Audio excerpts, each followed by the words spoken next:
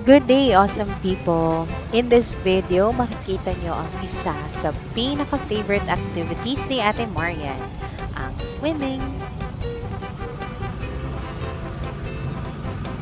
Si Ate Marian ay nag-aaral ngayon sa isang SPED class sa isang public school dito sa Dinalupihan, Bataan.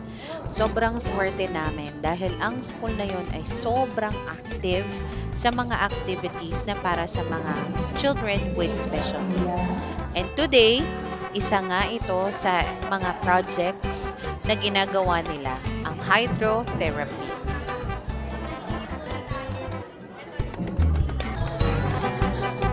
At bago mag-start ang kanilang swimming session, ay nagbigay muna ng simple dance presentation ang mga children with special needs para sa mga taong ready na turuan silang mag-swimming.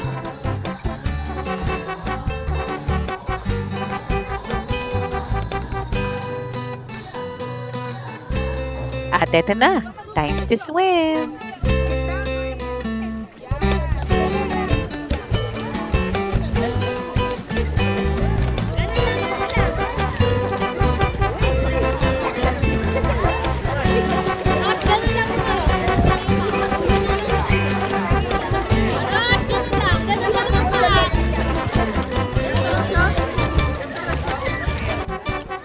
Ang mga nagtuturo sa kanila ay ang mga estudyante na player din ng Swim League Philippines. Ang mga estudyante na ito ay galing sa iba't ibang barangay dito sa Dinalupihan, Bataan. Tinetrain sila ng mga coaches para silang ipanlaban sa palarong pambansa sa swimming sa iba't ibang lugar dito sa Pilipinas.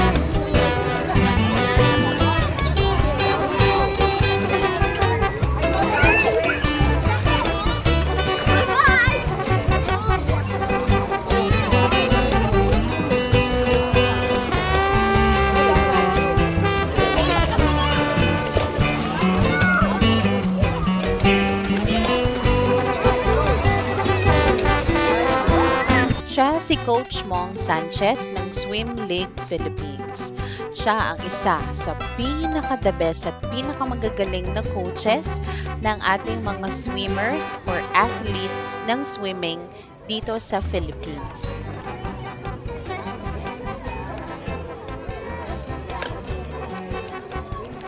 Napakaswerte ni Marian kasi nag-guide siya ni Coach Mong sa pagsuswimming nila ngayong araw na ito. Sobrang saya ko kasi narinig ko mismo mula kay coach mo na may potential si Marian sa pagsiswimming. Kailangan lang niya ng proper training at kung kakayanin ay dapat one-on-one training sa talagang coach.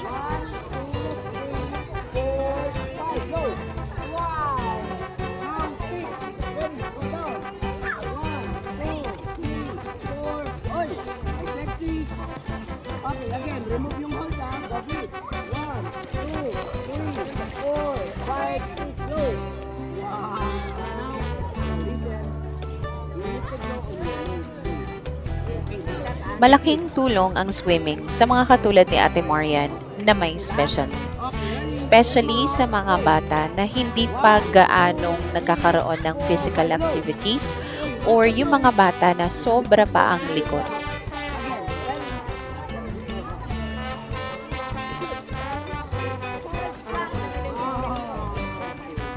Isa din ang swimming sa gusto kong matutunan ni Ate Marian dahil isa itong survival skill.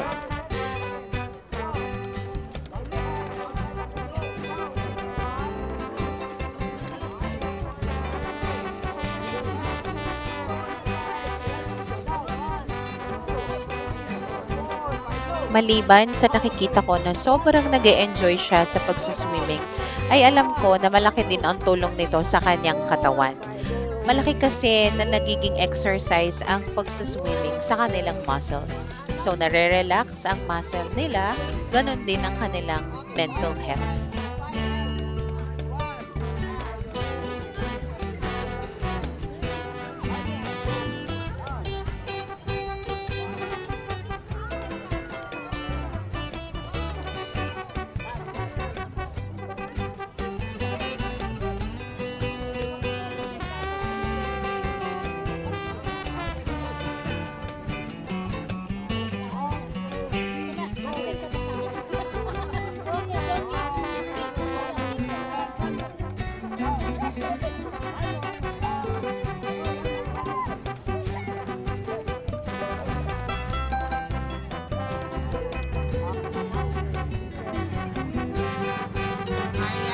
Isa sa mga advice at suggestion sa akin ni coach mo ay ang regularly na ipag-swimming si Ate Marian.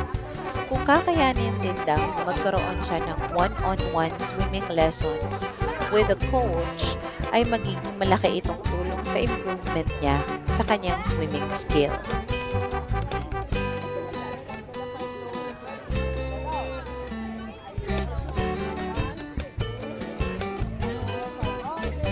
Isa din sa mga napansin ni coach mo ay sobrang in-love si Ate Marian sa water.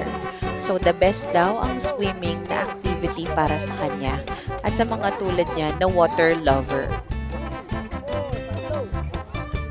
Hindi din kasi lahat ng mga bata na may special needs ay hindi ganun katakot sa tubig. Ang iba naman kasi ay halos ayaw nang mag-try, lalo na ng mga ganitong life skill. Kaya naman isang malaking bagay ang pagkagusto ni Ate Marian sa tubig at ang pag-follow niya sa mga coaches na talagang makakatulong sa kanya para mag-improve sa skill na ito.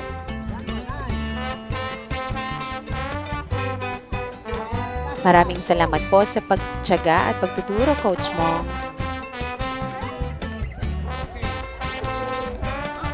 Maliban sa isang local coach, ay nakahanap din or nakapag-invite din ang aming eskwelahan ng isang international swimming coach.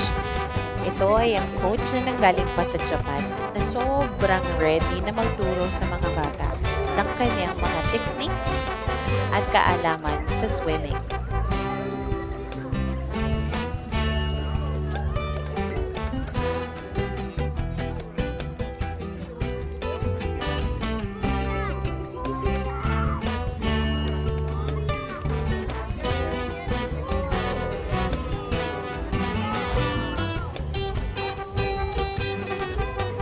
Maraming salamat po, Coach, sa pagtuturo sa mga bata ng inyong mga kaalaman sa swimming.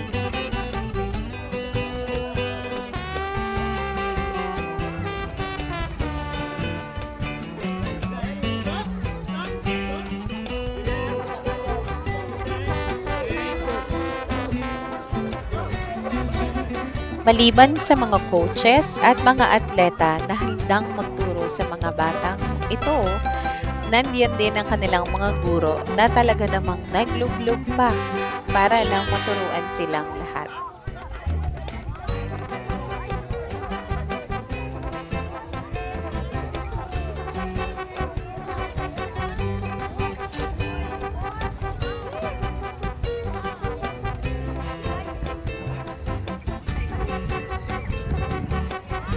Tutuusin ay sobrang dami nilang mga estudyante na gustong matuto na mag-swimming or talagang hilig ang paglublog sa tubig.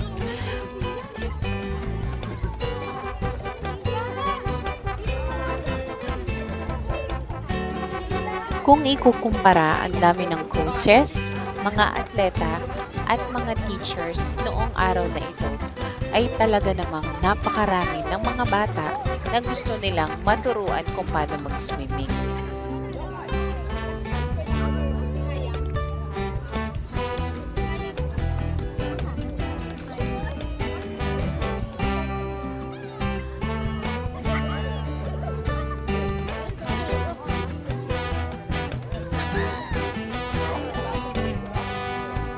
Bilang ina ni Marian ay hindi ako gano'n komportable na hayaan lang siya na maglublob sa tubig na hindi ko siya nasusubaybayan. Pero dahil gusto ko na matuto siya at hayaan siya na matuto kasama ang mga katulad niya at iba pang mga bata, ay hinayaan ko na ma-experience niya ang ganitong activity.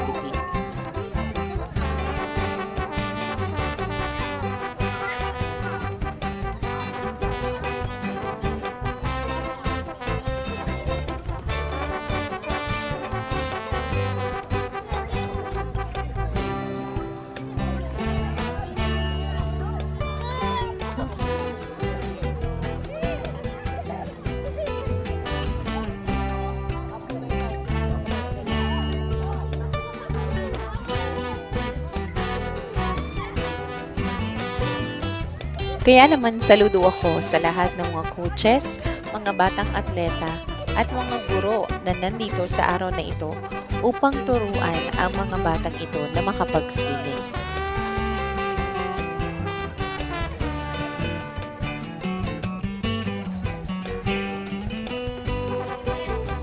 Kaya naman sobrang swerte namin na ang napili naming eskwelahan or paaralan na pagpasukan kay Ate Marian ay talaga namang nag-e-extend ng full 2 arms nila para makahanap ng activities na alam nilang makakatulong sa mga bata with special needs sa kanilang paaralan.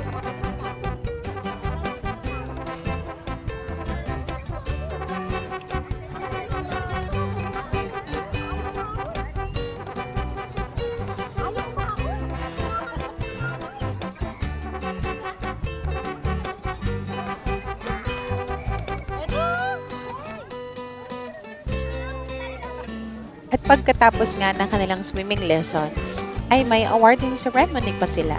Congratulations sa Ate Marian. Congratulations din sa ibang mga bata ng Dinalupihan Elementary School Special Needs Education. Taus-puso po ang aming pasasalamat sa lahat ng coaches, atleta at mga guro na nag-organize ng swimming or hydrotherapy na ito para sa mga batang may special needs. Maraming salamat po. Malaking tulong po ito para sa kanilang lahat.